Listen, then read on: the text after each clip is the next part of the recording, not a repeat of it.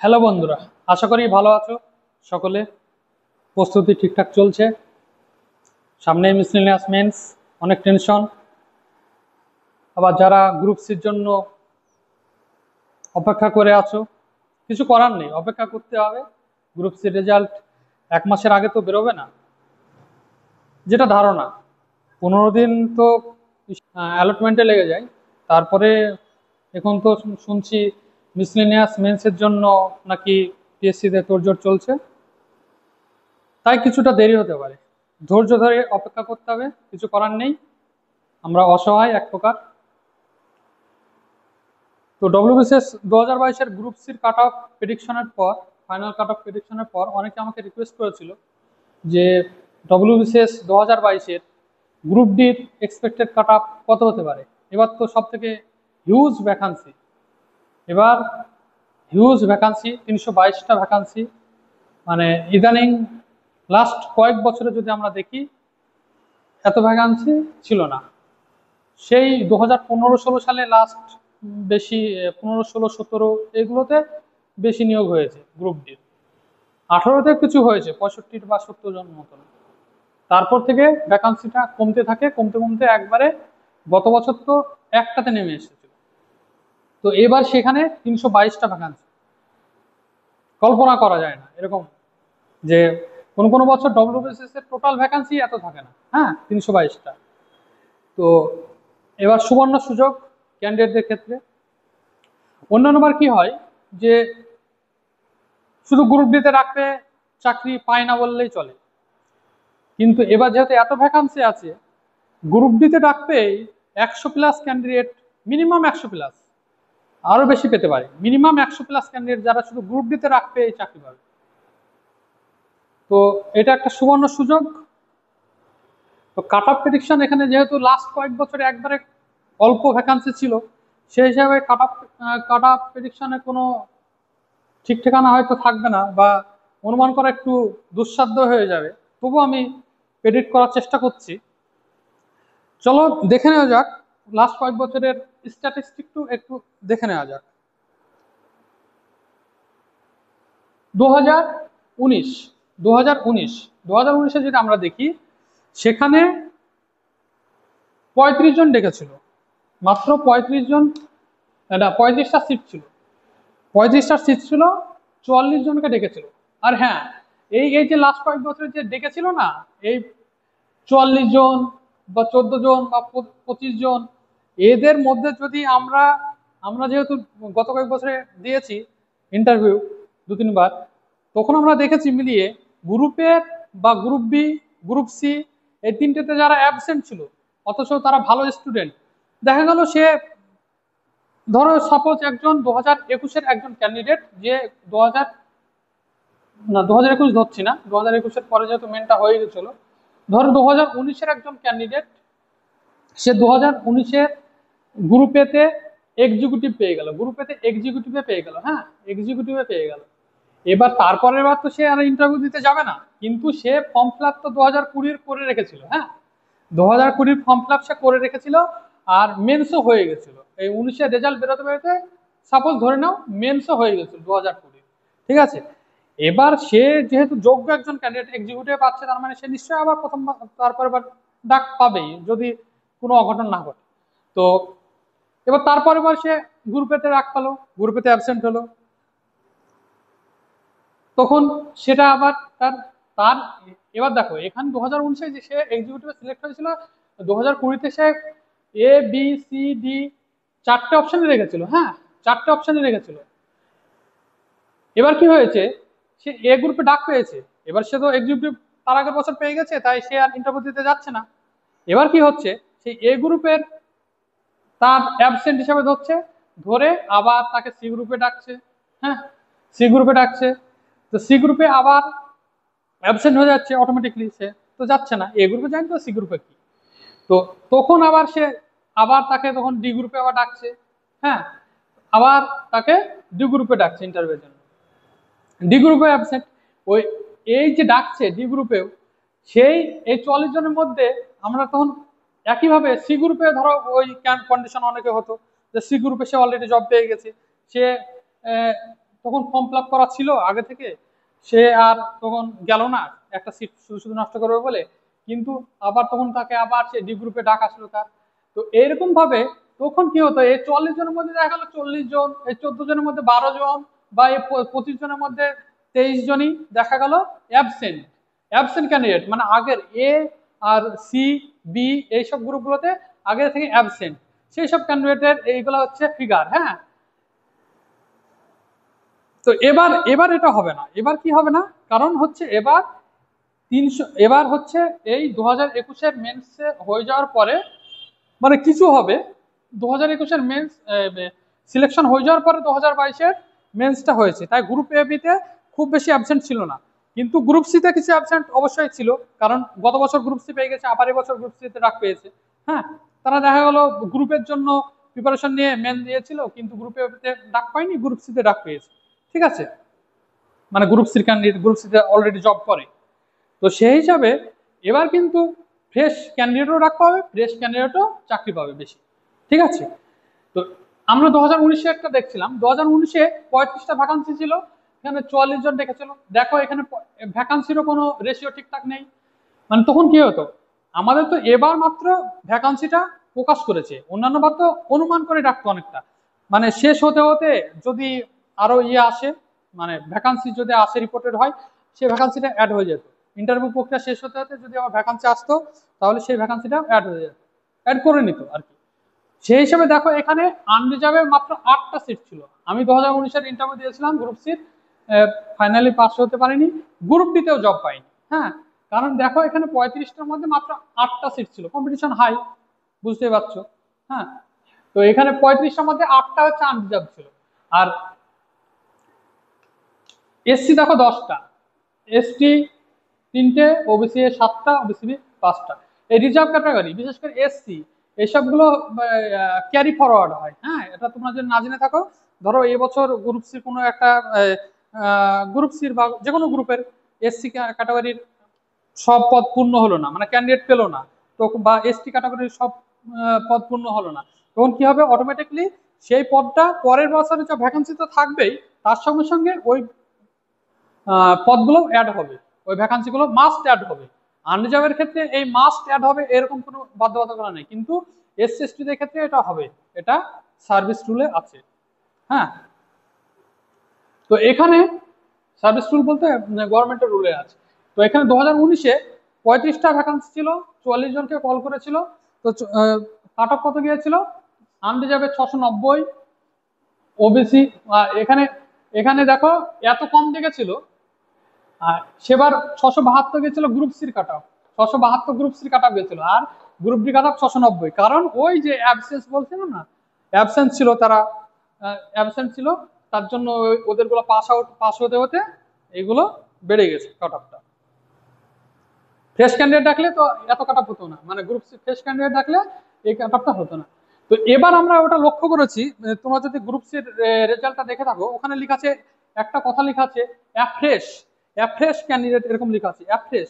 ঠিক আছে, এবার দেখেছে এই যে 283 জন দেখেছে, তো সেখানে দেখবে লেখা আছে অ্যাফ্রেশ লেখা আছে। তোমরা যদি গত বছরের পিডিএফটা খুলে দেখো গ্রুপ সির, সেখানে কিন্তু অ্যাফ্রেশ কথাটা উল্লেখ নেই। তো এবার একবারে ফ্রেশ যদি ডাকে তাহলে খুব ভালো কথা, ওই অ্যাবসেন্ট যারা থাকবে প্রত্যেকবার, মানে ক্যারি ফরওয়ার্ড হচ্ছিল একটা গ্রুপ থেকে একটা গ্রুপে হচ্ছিল, সেটা হবে না। হ্যাঁ, তো এখানে 690 গিয়েছিল, তারপর 659, 670, আর এসটি 631, এসটি 576.66। মানে এইসব কাট অফ গুলো দেখে এই কাট অফের প্রেডিকশন করাই যাবে না, কারণ এর দেখো কত গুণ, এর 10 গুণ। এটার তারপরের বছর তো মাত্র 2টো ভ্যাকান্সি ছিল, 2020-র দুটো ভ্যাকান্সি ছিল। তোমরা যদি দেখো এখানে দেখো 588 জন এ 2019-এ এ প্লাস বি আর সি মিলিয়ে 588 জন ডাক পেয়েছিল। হ্যাঁ, সেখান থেকে 248টা তারা চাকরি পায়, তার মানে 340টা, 340 জন, আমি তো ইন্টারভিউ দিয়েছিলাম, 340 জন ক্যান্ডিডেট তারা গ্রুপ সি থেকে গ্রুপ ডিতে নামার কথা, মানে এ আর সি থেকে গ্রুপ ডিতে নামার কথা। এবার 340 জনের মধ্যে অ্যাবসেন্ট ছিল কিছু, ধরে নাও 50টা অ্যাবসেন্ট ছিল, কিছু জন এলিজিবল হবে না গ্রুপে থেকে গ্রুপ সির জন্য, আরো 50টা ধরে নাও, তবু তো মানে 150-200 প্লাস ক্যান্ডিডেট তারা এলিজিবল ছিল গ্রুপ ডির জন্য, কিন্তু ভ্যাকান্সি তো ছিল না, তো কি করবে এলিজিবল হয়ে? ভ্যাকান্সি তো ছিল না, এলিজিবল হয়ে কি করবে? একইভাবে 2020-তে দেখো, 2020-তে যখন আবার ইন্টারভিউ দিলাম আমরা, দেখো এখানে 231টা A+B-তে ডেকেছিল, আর আমাদের 560 জন ডেকেছিল। তো টোটাল 791 জন ডেকেছিল। এখানে চাকরি পাই আমাদের 217 জন গ্রুপ সিতে, গ্রুপ বিতে 24, গ্রুপ এতে 77, মোট 318 জন। 318 জন যদি বাদ দাও 791 থেকে কত হচ্ছে, 420, 423, আর ধরে নাও এখানে 100 জন অ্যাবসেন্ট ছিল, ধরে নাও 100 জন অ্যাবসেন্ট ছিল, ধরে নাও 50 জন এলিজিবল না গ্রুপে থেকে গ্রুপ বিতে ই করার জন্য, 150 জন বাদ দাও, তবুও তোমার 423 থেকে 150 জন বাদ দিলে তবু 270 জন এলিজিবল থাকছে। 270 জন মানে আরো আরো তুমি 70 জন বাদ দাও, 200 জন যদি এলিজিবল থাকে, তবু এখানে এলিজিবল হয়ে কি করছে? এলিজিবল হয়ে তো কিছু করার নেই, এখানে মাত্র 2টো ভ্যাকান্সি, উইতে মাত্র 2টো ভ্যাকান্সি ছিল। তারপরে বছর আরো খারাপ কন্ডিশন, যে একটা ভ্যাকান্সি চলে এসছে। এখানে দেখো 290+271, 561 জন ডাক পেয়েছিল, সেখান থেকে এখানে ABC 3টে গ্রুপ মিলে 241 জন জব পেয়েছে।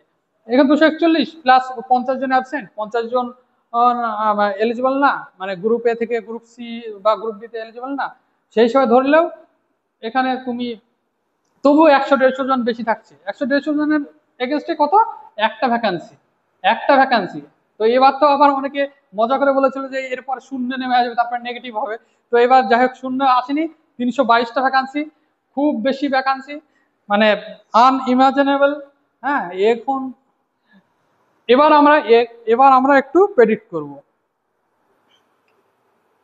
2022-এ তোমরা দেখো আমাদের গ্রুপের যে ইন্টারভিউ দিলাম, এখানে 519টা ভ্যাকান্সি, 519 জনকে ডেকেছিল, আর চাকরি পেয়েছে 153+5, মানে 8টা ভ্যাকান্সি ছিল, কিন্তু তো পূরণ হয়নি। পূরণ হয়নি মানে আমরা ওটা ধরবো না, কারণ ওই ক্যান্ডিডেট, ওই 3জন ক্যান্ডিডেটও এবার এদের সঙ্গে কম্পিট করবে, ধরে নাও।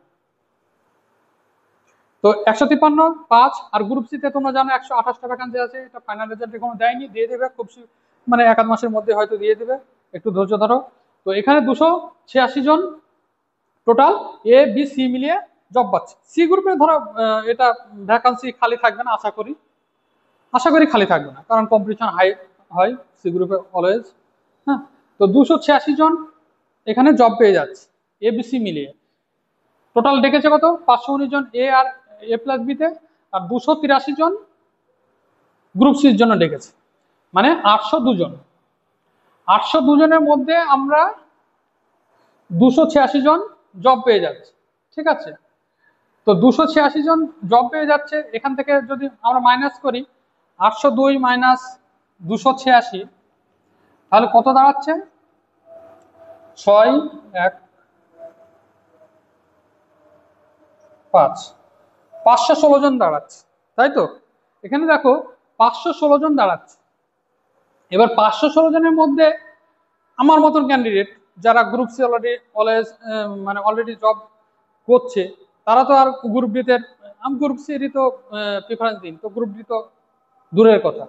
তো এরকম প্রিফারেন্স অনেকেই দিবে না যারা ইন্টারভিউ ডাক পেয়েছে। হ্যাঁ, কেউ ধরো সিজিএল জব করছে, কেউ অলরেডি গ্রুপ সি কোনো পোস্টে জব করছে, বা অন্য কোনো ভালো একটা গ্রুপ ডির যা মাইনে বা সোশ্যাল স্ট্যাটাস বা যাই বলো, বা প্রমোশনাল স্কোপ, তার থেকে বেশি প্রমোশনাল স্কোপ বা স্যালারি, সেটা তাদের জবে আছে, সেই হিসাবে তারা অনেকেই দিবে না।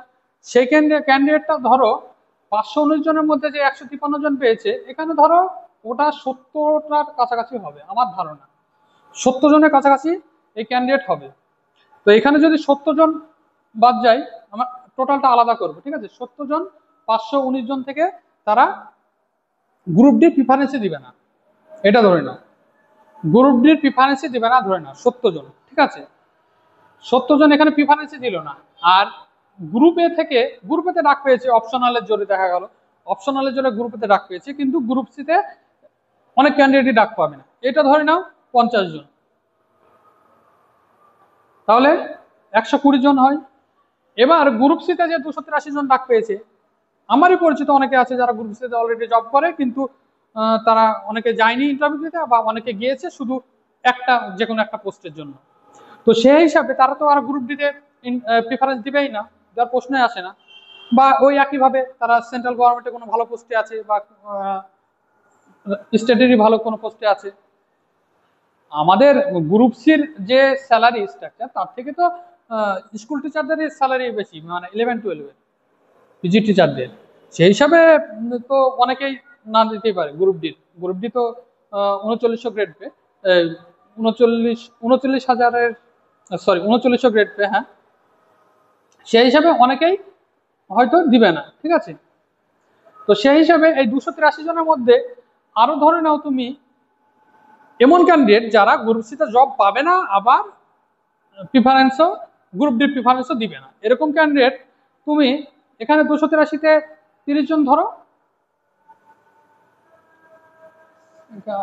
আরেকবার লিখি এখানে 50 জন ক্যান্ডিডেট তারা এলিজিবল হবে না, 70 জন প্রিফারেন্স দিবে না, আর এখানে 120টা হলো।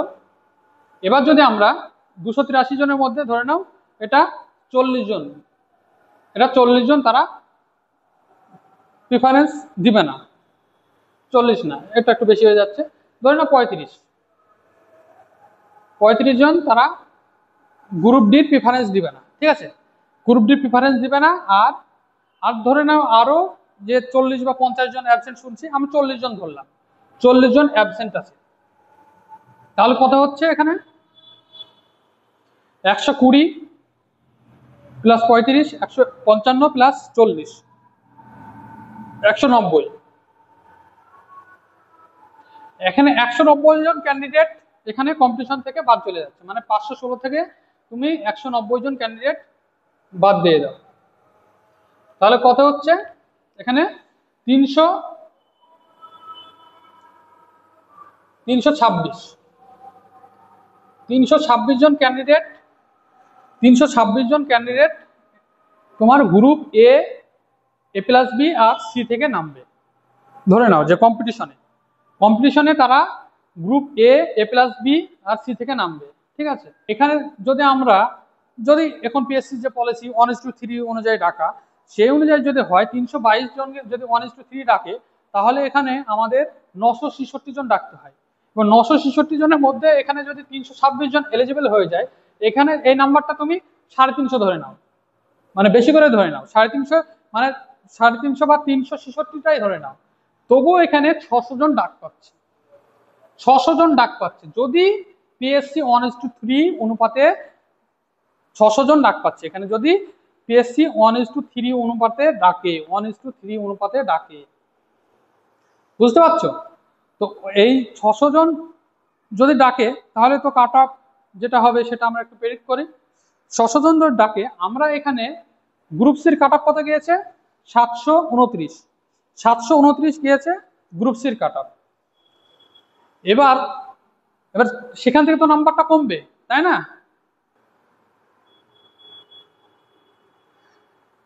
সেই হিসাবে যদি পিএসসি এখন ঠিকঠাক ডাকে, তাহলে মানে 1:3 অনুপাতে ডাকে, তাহলে 600 জন ক্যান্ডিডেটের কাছাকাছি এখন ডাক পাচ্ছে, তাই না? তো 600 জনের কাছাকাছি যদি ডাকে বা 550 যদি ডাকে, এখানে তুমি যদি একজন এই 1 মার্কস পিছু 10 জন করে ক্যান্ডিডেট থাকে ধরো, তাহলে এখানে 600 জনে তাহলে 60 মার্ক হবে, 60 মার্কে তাহলে 600 জন, 60 মার্কের ডিফারেন্স হচ্ছে, কিন্তু অত ডিফারেন্স তো হবে না, হ্যাঁ, ডিফারেন্সটা অত হবে না। এখানে তুমি এখানে কি হবে বলতো, যত বেশি নাম্বারের দিকে হয়, মানে কাট অফের কাছাকাছি দেখবে, যত নাম্বারটা একটা রেঞ্জ থাকে, সেই রেঞ্জে দেখবে যে মানে কাট অফের কাছাকাছি নাম্বারটা সবারই বেশি থাকে, মানে বেশি সংখ্যক ক্যান্ডিডেট থাকে। তো সেই হিসাবে এটা কাট অফ যত নামবে, ক্যান্ডিডেট সংখ্যাও তত বাড়তে থাকবে। এখানে যদি আমরা প্রথমে 729-এর কাছাকাছি, মানে গ্রুপ সির কাট অফ যেটা হয়েছিল 729-এর কাছাকাছি যদি আমরা 10 জন ক্যান্ডিডেট পাই, 720-র কাছাকাছি সেটা এসে আমার 12 জন হয়ে যাবে, 710-এর কাছাকাছি এসে সেটা 14 জন হয়ে যাবে, ঠিক আছে।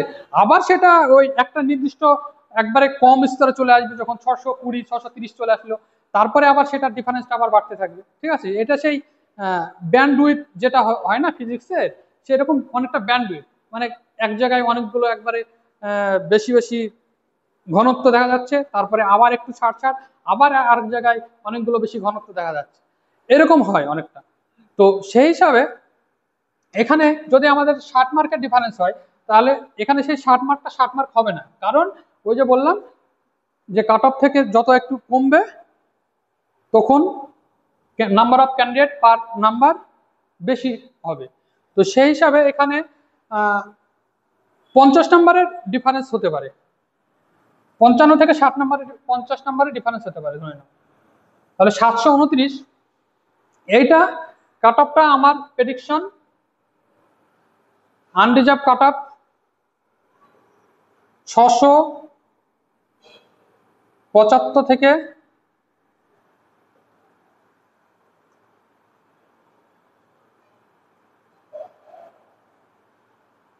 670 থেকে 678 মধ্যে থাকবে, 670 থেকে 678 মধ্যে থাকবে। ঠিক আছে, 670 থেকে 678 মধ্যে থাকবে আমার ধারণা। এই রেসপেক্টে OBC A, OBC B, SC ST কমে নাও। ওবিসি বির কাট অফ তো কাছাকাছি থাকে, মানে এই যা কাট অফ হয় জেনারেলের আনরিজার্ভ সেই কাট অফটাই হয়। ওবিসি একটু কম থাকবে যেহেতু অনেকটা ভ্যাকান্সি আছে, ওটা 34টা ভ্যাকান্সি আছে। ওবিসি এই এসসি এসটি ওগুলো তো আরো কম থাকবে। হ্যাঁ, এসসি কাট অফ এই এসটি কাট অফ তো এমনিতে 600 গিয়েছে মনে হয়, এবার গ্রুপ সি তো 600 গিয়েছে, তাহলে গ্রুপ ডি তো আরো কমবে। এসটি ক্যান্ডিডেট তো অলওয়েজ কম হয়, কম সংখ্যক থাকে, আর তাদের শিক্ষা দীক্ষার মান তো যেহেতু পিছিয়ে আছে সমাজে। ঠিক আছে, তো এখানে 670 থেকে 678 হতে পারে, তাই বেশি প্যানিক নেওয়ার কিছু নেই। আবার বলছি 670 থেকে 678 হতে পারে আমার ধারণা, মানে এটা প্রেডিক্ট করা খুবই মুশকিল। ঠিক আছে, অনেকে অনেক রকম রিসার্চ করছে, যেটা তো আমি অত বেশি আর গেস আপ করবো না। 670 থেকে 678 হতে পারে আনরিজার্ভ কাট অফ। তো সেটা এবার ওবিসি এ, ওবিসি বি তে আরো কমবে। ওবিসি বি তে তো প্রায় কাছাকাছি থাকে, ওবিসি এ আরো কমবে, ওবিসি বিও হয়তো কমতে পারে, কারণ 21টা ভ্যাকান্সি কম না। হ্যাঁ, সবার জন্য শুভকামনা রইল। তো এখানে আমার ধারণা 100+ ক্যান্ডিডেট যারা শুধু গ্রুপ ডি তে ডাক পাবে, তারা এবার চাকরি পাবে। খুব খারাপ চাকরি না, মিসলিনিয়াসের মতন। মিসলিনিয়াসের গ্রেড একই গ্রেড, তাই না, 3900 গ্রেড পে। এরপরে তোমাদের যদি দরকার হয়, তাহলে আমি 2023-এর group A B cut off, expected cut off কত হতে পারে সেটা নিয়ে ভিডিও আনবো। আরো অন্যান্য ভিডিও আসবে শিক্ষামূলক, মানে যেগুলো আমি টপিক ওয়াইজ ভিডিও আনবো। একটাই কথা বলবো, হাল ছেড়ো না, ধৈর্য ধরো, প্রিপারেশন নাও, আর নিজের নিজের বৃত্তটা, নিজের পরিচিতির বৃত্তটা একটা মানে পজিটিভ পজিটিভ ভাইব যেন আনে সেরকম রেখো, সেরকম মানুষজনের সঙ্গে মিশবে, সেরকম ফ্রেন্ড সার্কেল রাখবে। ঠিক আছে, আর তোমার এই মুহূর্তে কোনটা বেশি জরুরি, তোমার মানে অনেকে দেখবে যে তোমাদের বন্ধুদের মধ্যে অনেকে হয়তো এই ফিল্ডে নেই, কম্পিটিশনের ফিল্ডে নেই, অন্য ফিল্ডে আছে, কিন্তু সে তোমার অন্তরঙ্গ বন্ধু, সে অন্তরঙ্গ বন্ধুর জায়গায় থাকবে। ঠিক আছে, কিন্তু প্রিপারেশনের সঙ্গে কোনো রকম যেন আপোষ না হয়, না বলতে শিখতে হবে। যখন তখন বললো যে এইখানে চল ওখানে চল, তোমাকে না বলতে শিখতে হবে, তোমার কোনটা প্রায়োরিটি সেটা তোমাকে জানতে হবে। ঠিক আছে, thank you, please like comment share, আর তোমরা যদি উৎসাহ দাও আরো ভিডিও আনবো। Thank you.